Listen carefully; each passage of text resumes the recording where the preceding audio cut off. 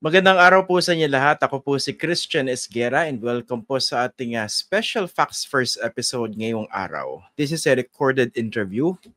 We are recording this interview today, Friday po, March 7, 2025. Meron po kasi akong gustong pag-usapan dati pa po. Kasi baka masyado po tayong nakatutok doon po sa mga issues na sa tingin natin, yun lang yung mga pinaka-importante from the perspective of those of us who live in the capital region dito sa Metro Manila. Pero meron pong malaking developments diyan po sa Bangsamoro Autonomous Region in Muslim Mindanao at as you all know, doon po sa mga sumusubaybay dito po sa ating channel, dito po sa ating podcast, talagang isa po ito sa mga issues na tinututukan natin. Dapat po, yung kauna-unahang BARM parliamentary elections ay gaganapin po kasabay po ng May 12, 2025 elections. Ibig sabihin, ngayong taon, kasabay po nung pag-elect po natin sa mga bagong senador, members ng House of Representatives, and so on and so forth. Pero nagkaroon po ng recent decision yung ating pong Kongreso, kasama na rin po yung Pangulo of course, na i-reset na naman ito pong kauna-unahang BARM parliamentary elections. Gagawin po siya this year, pero October 13. In the meantime, kung nasusubaybayan niyo po yung mga developments dyan po sa BARM, mukhang meron pong uptick or increase na mga violent incidents doon po sa rehiyon. Ito po yung ating aalamin. Meron lang ba itong kaugnayan dito po sa tinatawag nating election season? At ngayong postponed naman yung election, bakit parang patuloy pa rin yung karahasan? Sisikapin po nating alamin yung punot dulo, yung ugat. And of course, more importantly, we'll try to talk about concrete solutions to address this. Ang makakausap po natin ngayong araw ay isa pong kilalang peace advocate. Matagal na po siya dito sa larangan na ito.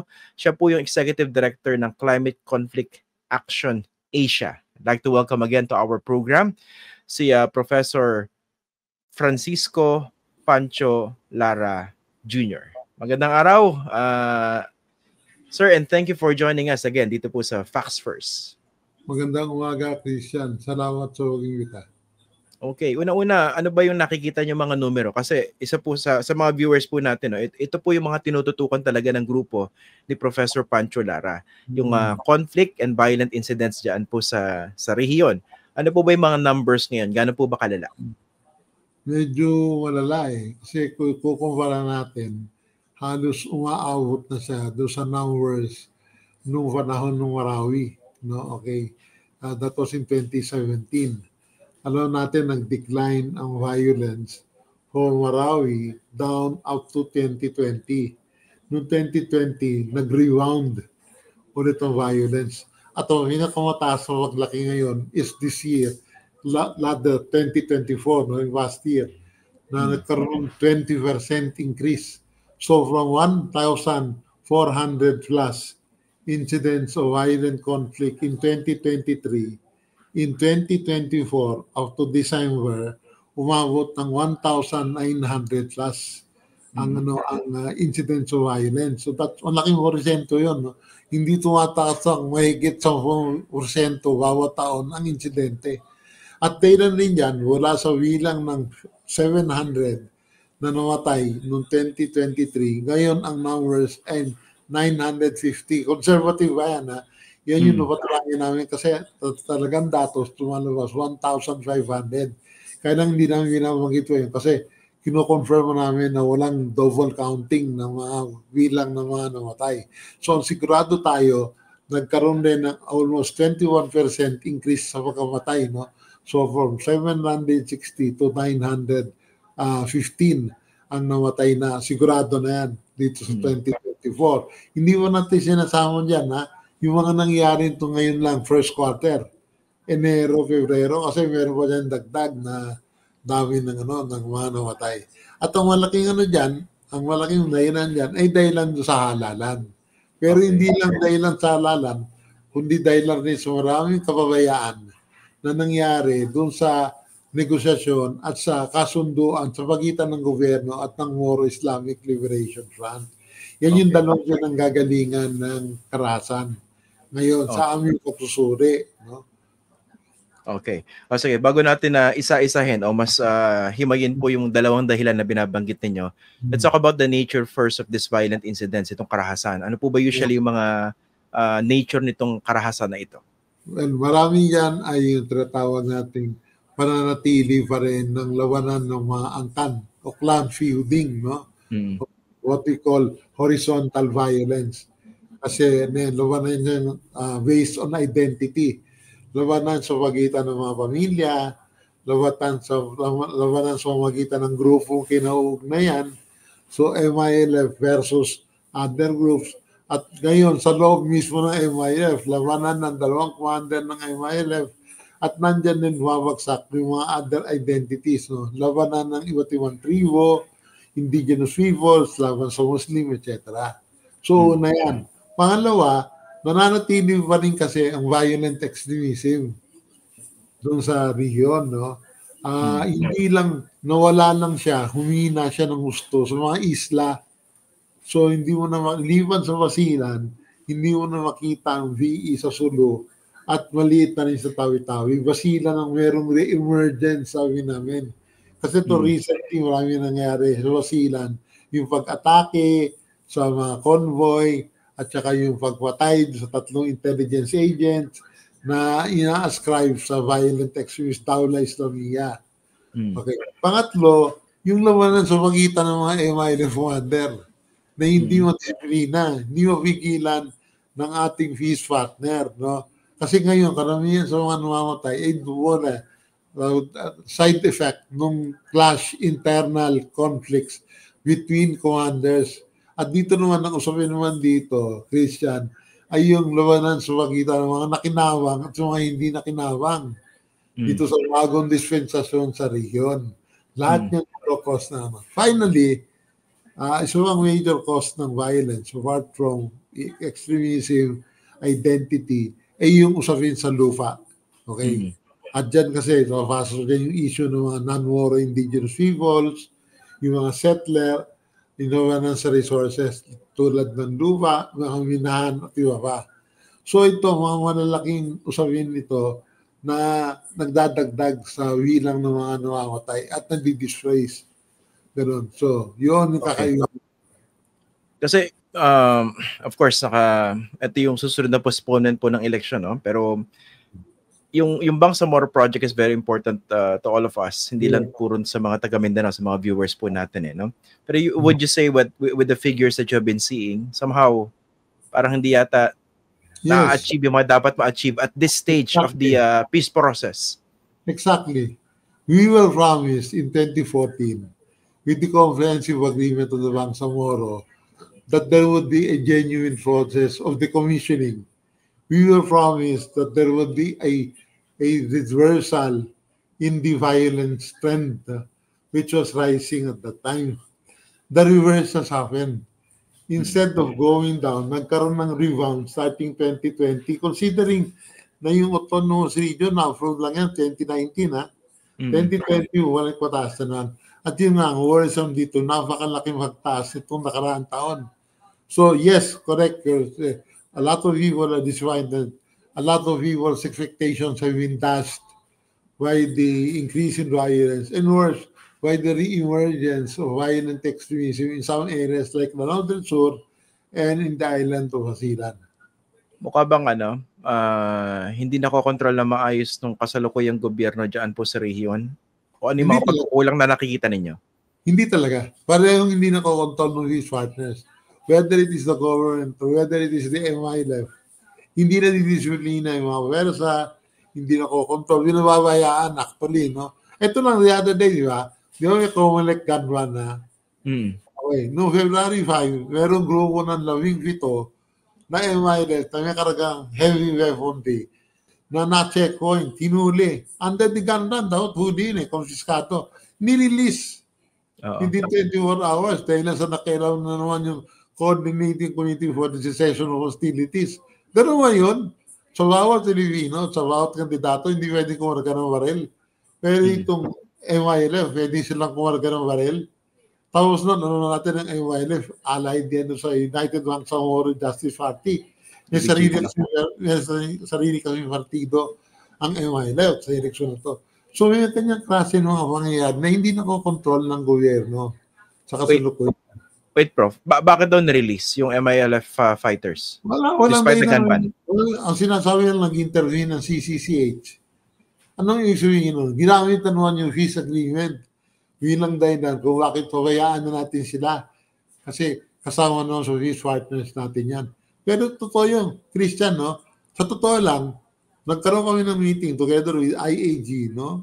Institute of Autonomy and Governance, together with some military officials and security officials, no? And there was an agreement that there would be a strict implementation of the gun ban.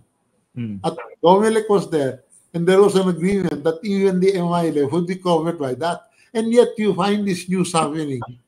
No, 17. And it was in the newspapers, eh. Hindi naman tinago. And even the newspapers namin, there was no explanation given for why they were released and why their guns were not even confiscated. Okay. Himayin po natin yung dalawang major reasons na binanggit ninyo, no? Of course, in the context of the upcoming elections, tapos yung pangalawa, yung sinasabi yung failed negotiations. Okay. Yes. Dun muna sa una, yung election season. Postponed naman yung election from May 12 papuntang October 13, 2025. Bakit dahilan pa rin siya for this uptick in violent incidents? Yun lang exactly yung concern namin. Sinabi namin kasi, ang position namin, huwag i-postpone. Ituloy na.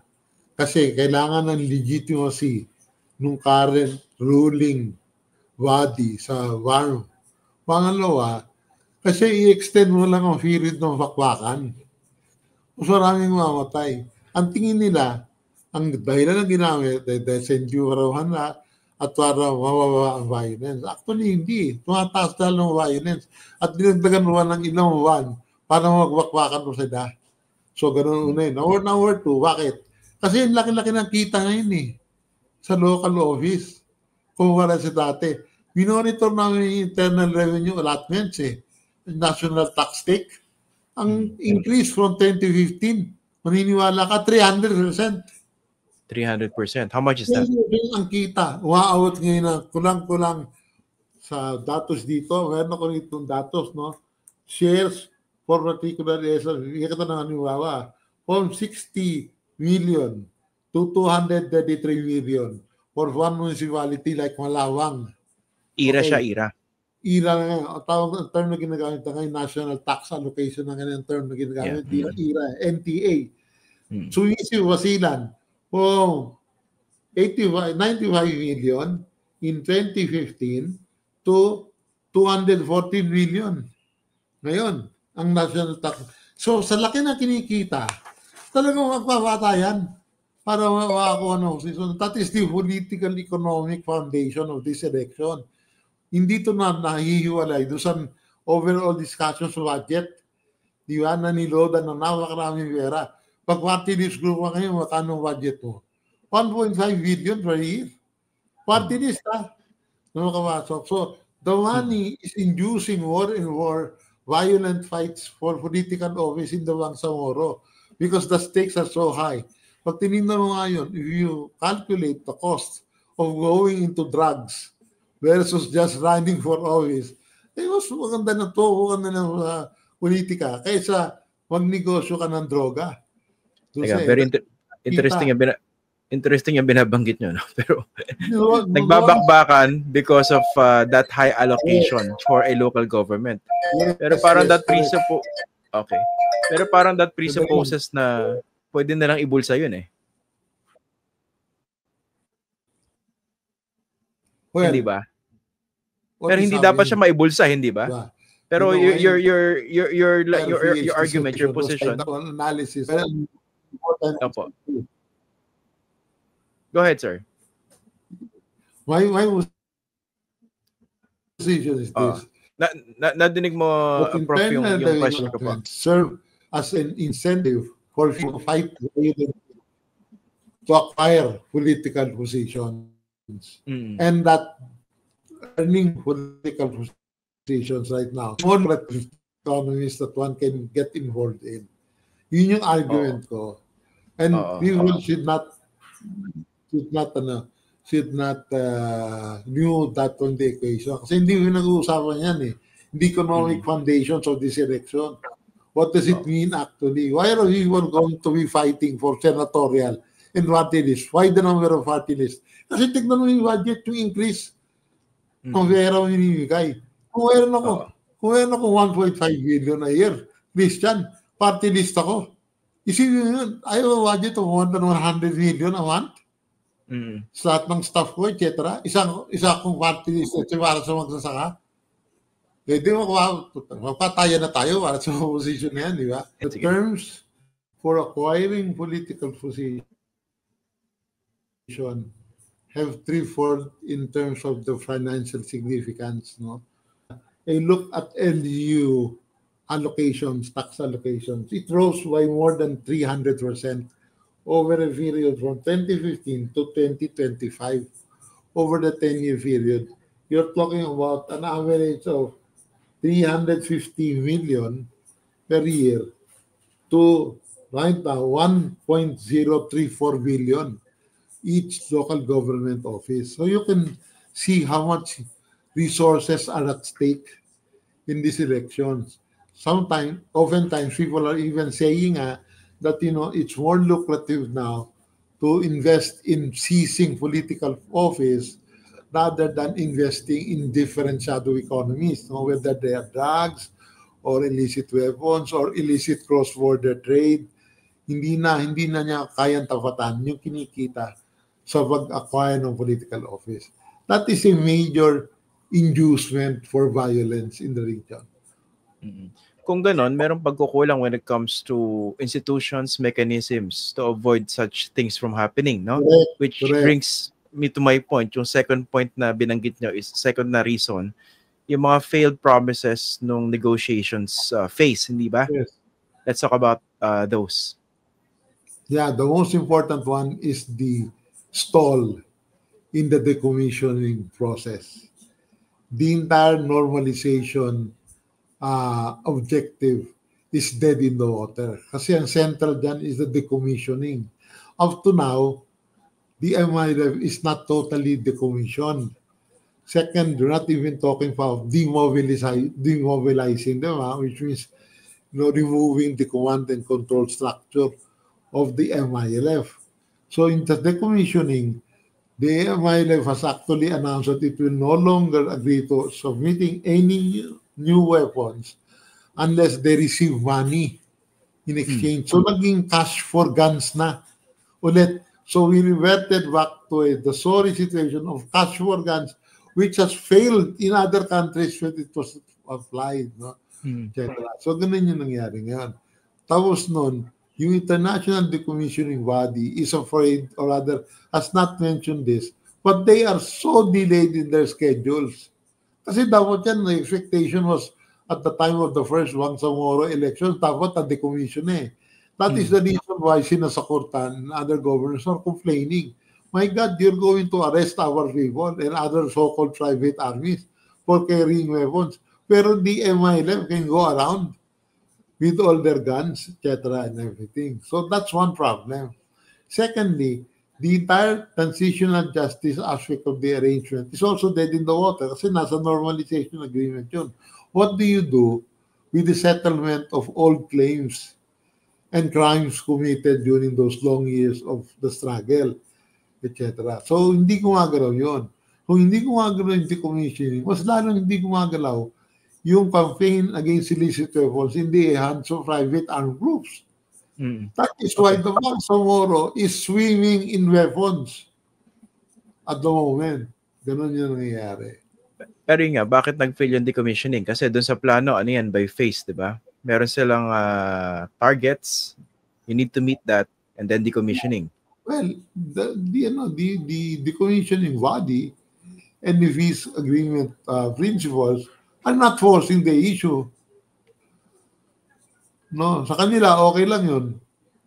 Despite the fact na may kasunduan. So I think we've raised this before in so many other programs. Our position, you cannot appease the MILF. At some point, you will have to force the issue. Like how? Like how do you force the issue? For example, arresting those 17 who were caught on checkpoint and getting their weapons. Kasi sila, no other entity should be in control of any sovereign territory within the Philippines. The Dahil nga may military, peace agreement na. yeah, the AFP and the VNP should be allowed to run after those conducting illegal activities. And carrying an unregistered weapon is illegal for myself and any other Filipino. You will be arrested and your firearms will be seized from you. Why is it different in the case of the VANG? Why is it different in the case of the MILF? Why do you think that is the Well, case? it's because I think the position is to keep them involved and satisfied rather than so-called creating another problem. I don't know what they're afraid of. No? When you say Our they, national government, national government, OVAF, is a central part in this. They're the ones who are negotiating with them. Eh? And you know, in close quarter discussions, OVAF actually shares the problems they're encountering in terms of decommissioning. But the only way to be able to rid ourselves of those problems is to force the issue and to implement the law. We are implementing Republic Act 10591 on guns in the Philippines for every other Filipino. Why can't we implement 10591 in the Bangsamoro region? ano yung pinaka ginagamit na sinasabing dahilan po kung bakit hindi pa tinutuloy yung decommissioning, hindi pa kinukumpleto? Kasi raw yung hinihingi na 1 million per Wala pa. combat ay hindi ko na ibibigay. Ngayon, saan ang galing yun? Usapan na mayroong 1 million per combat. At tinanggihan na yan ng OWAC na wala raw sa pinangakong ganon ay very suspect. No? Number 2, alam naman natin, dami ng rewards na kahit nandun sa initial na binigay na cash ng 100,000 for decommission combatant, yung 100,000 ginamit para bumili ng bagong baril. Okay. Kasi medyo medyo frustrating from the perspective of peace building kasi parang napaka-konti ng inroads eh. Lalo na sa amin na sinuwayway namin itong prosesong ito from start out to now. Okay. Lahat so parang yan. Parang lumalabas ba rito ang situation dahil laganap yung baril dyan po sa rehiyon despite the peace agreement parang ba't kami magsusuko ng baril and dami may baril sa amin? Parang unahan. Pero that creates the impression of reality na yung mga dapat namumuno, they're not in control. Kasi kung ganun yung situation Exactly. What is worse is they think that because there is no longer any vertical violence, lumiit yung bilang ng direct attacks against the state, except for in limited ISIS attacks, no? That they are not concerned anymore. Sabi ko sa kanila, you should be equally concerned about horizontal violence. Kasi meron links yan sa vertical violence. After a while, pag hindi nyo na-control yan, itututok na niya ng baril sa inyo. Babalik tayo sa cases ng vertical violence.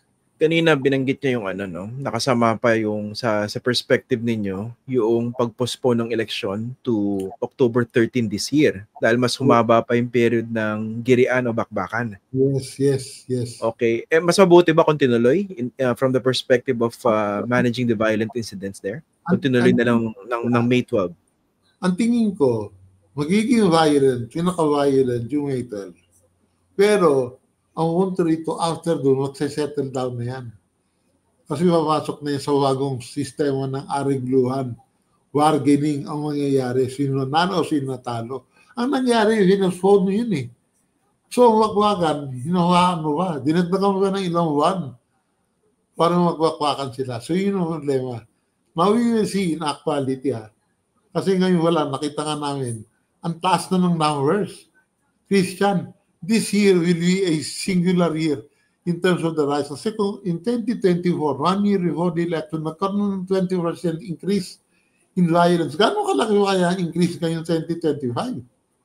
Actually, doon sa numbers siya, di ba, sa January pa lang, nung nag-take effect yung election period. Matindi na uptick. Matindi na uptick. Kaya nga, next the question ano ba talaga nakuha natin sa peace agreement na to? Ano ba talaga when it comes to peace? When it comes to violence? Okay, sige. Partner natin ng MILF. Hindi nila kalawan ng gobyerno. Pero lumaki naman ang bibilang ng radical ideologues. At by the way, yung third source ng violence is the re-emergence ng Dawla Islamiyya. Kasi nagre-recruit pa rin sila. So, source pa niya. At saka yung nangyayari sa Wasilan, yung recent, di ba? Yung inambush. Yung isang grupo na nag-escort ng mga UNDP. Yes. Et cetera. Ganun ka-bold. At saka yung tatlong intelligence agents na pinatay, inambush sa Wasilan. No?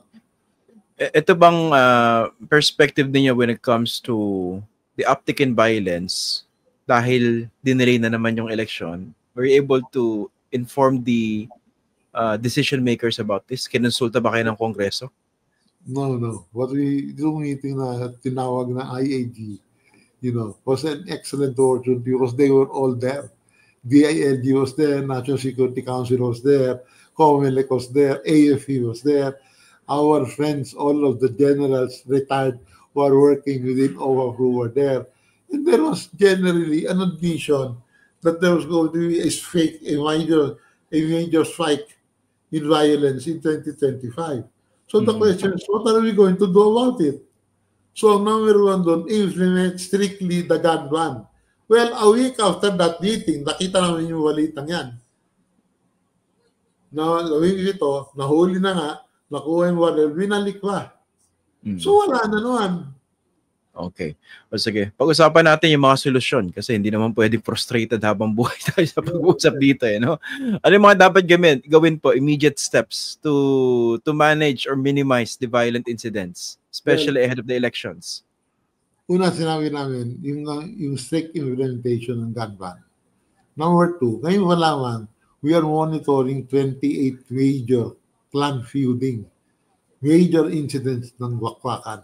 Now, there is time to do a settlement, to arrange a bargain between these warring parties before May 12 and before October 13. So, kailangan ngayon walang kinakausap niyo yung dalawang partido dyan at in-implement na yung kasunduan para maayos yun. Number two. Number three, doon sa violent extremism, kailangan natin identify yung mga particular areas na talagang gagalaw sila during or after the election para hindi tayo mahulagan na naman, right? Ambushes tulad nung nangyayari. Number four, kailangan na natin kuhanin yung suporta, lalong-lalo na ng iba't-ibang political elite sa area to come up with an arrangement about how the election is going to help. Then finally, sabi namin, COMELEC, you have to demonstrate your impartiality. Kasi tandaan ninyo, nung visit, nung last election, ang daming puno niyan. Overnight, biglang pinalitan ninyo kung sino yung mga guro na magbabantay. Overnight, yung election inspectors, pinalitan ninyo. Ay, bawal yun under the law. Ba't nyo ginalaw? Kasi, nung time na yun, alam natin, ang Committee on Education sa loob ng Bangsamoro ay pinamumunuan ni Maguer Iqbal. Di ba? Kaya naging kontrobersya no? Kasi ang ginawa nila, pinalitan nila yung mga teachers na nagbabantay sa halalan, doon sa revisito, gano'n. So, kailangan strictly enforce niya COMELEC kasi your reputation is on the line. So, at least itong mga 5 points na to, kailangan gawin immediately. Ang pinakamahalaga dito yung dalawang una, implement yung gun ban. Tapos pangalawa, ngayon walang magkasunduin na yung mga nag-aaway o kaya takutin na sila. Pag kayo nagwakwakan, itong gagawin namin. Okay. At sinallenge ko yung military doon sa meeting. Sabi ko, bossing, alam mo na natin kung saan nakakaroon ng gera. Dato din sinsuwad. Since time immemorial, mamasabano. And yet, election na naman, mamasabano. Dato, dumarin mo ito kung violence. Well, alam na natin yan long before na critical hotspot yan. Then what are we doing? Hindi mo natin kayang i-zero. Gawin natin case study for this. The election, i-zero namin ang casualty count yan. Yun sa yung sinasabi niyo dead in the water and decommissioning, how do you save it? Ako tingin ko dapat titigil na yung funding sa decommissioning. Ang kailangan yan, iba. Meron kami bagong framework yan, iba. Sabi nga, ang i-implement na yung RA 10591. Kalimutan natin decommissioning. Under RA 10591, they will also be granted the right to own their phones. Kasi every Filipino is granted the right to own, granted the right to carry weapons. Pero you will have to, may limit, saka kailangan rehistrado. At hindi pwede yung sinasabi nilang wasilan formula na ini-stencil ron baril. Useless yun.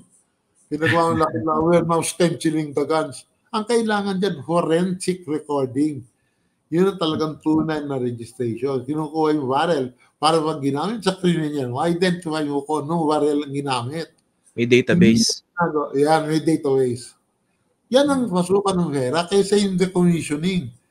Yung decommissioning na yan, project yan ng international agencies yan, no? It is what is related by the Norwegian government, Japanese government, etc. And it is a utter failure. Yan din na nila.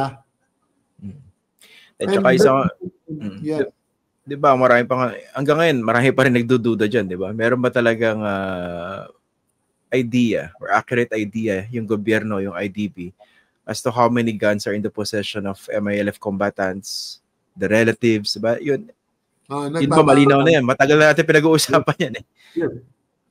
Yung discrepancy. Tapos yung in-exempt sa agreement to pag-aari ng personal, hindi na decommissioning yun. Yun lang raw pag-aari ng, kalokohan talaga eh. But how do you make a distinction? Kung hindi naman siya rehistrado. Yung kaya nga, let the law apply. Let 10591 apply also in the Bangsamoro. Kasi under 10591, yung ganong klase, immediately captured yun eh. Kukuhanin kagad yun ng Firearms and Explosives Office. Tapos na hindi lista kung sino No, ibang sabihin, kaso kayo. Nakakarga kayo ng mga baril na hindi rehistrado. Yun ang i-outline sa kanila. Okay. O sige, Professor Pancho Lara Jr., maraming salamat po for joining us today. Hindi ito yung huling pag-uusap natin patungkol dito sa mga developments dyan sa Bangsamoro. Meron po tayong ginagawang series para talagang himayin yung iba't ibang mga issues dyan po sa Bangsamoro. Okay, maraming salamat, sir. Thank you. See you. Thank you. Bye-bye. Yan po si Professor Pancho Lara ng Climate Conflict Action Asia. Maganda po kasi maintindihan natin itong issue sa Bangsamoro kasi nakaka-alarma po yung yung uptick diyan po sa violent incidents, and yan, pinaliwanag naman niya very comprehensively kung bakit ganun yung nangyayari. And of course, tutukan natin yung solusyon. And we hope the stakeholders, specifically the policymakers, sana makinig sa mga suggestions to be able to address this very serious problem sooner and definitely not later. Ako po si Christian Esguerra. Magandang araw po, magandang gabi po sa inyo lahat.